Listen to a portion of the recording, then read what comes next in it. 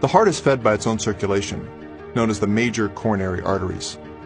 These arteries include the left anterior descending artery, the left circumflex coronary artery, and the right coronary artery.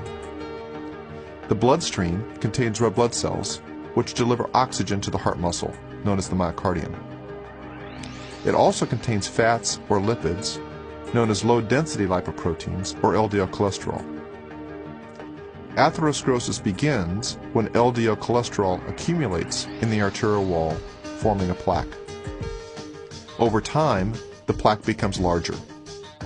Some plaques never obstruct the coronary blood flow. The patient with asymptomatic coronary disease has no chest pain and no myocardial ischemia. A plaque can enlarge to the point that the blood flow is compromised.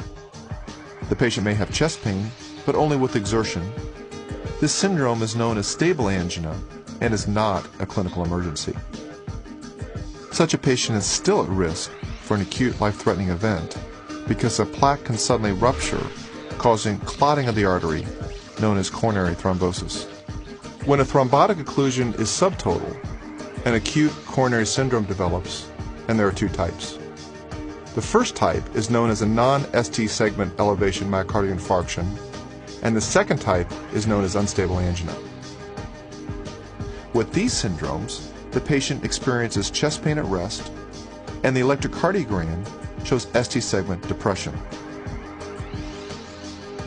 In contrast, when the thrombus completely occludes the vessel, the myocardium is injured, and the syndrome of ST segment elevation myocardial infarction develops. In summary, patients with coronary artery disease may be asymptomatic, they can have stable angina, or they can suffer an acute atherothrombotic event. Plaque rupture with coronary thrombosis is the most common cause of acute, life-threatening coronary artery disease. Emergency therapy by thrombolysis, angioplasty, or thrombectomy restores blood flow by targeting the thrombus, either dissolving it, displacing it, or removing it as quickly as possible. Rapid restoration of blood flow relieves symptoms and minimizes myocardial damage.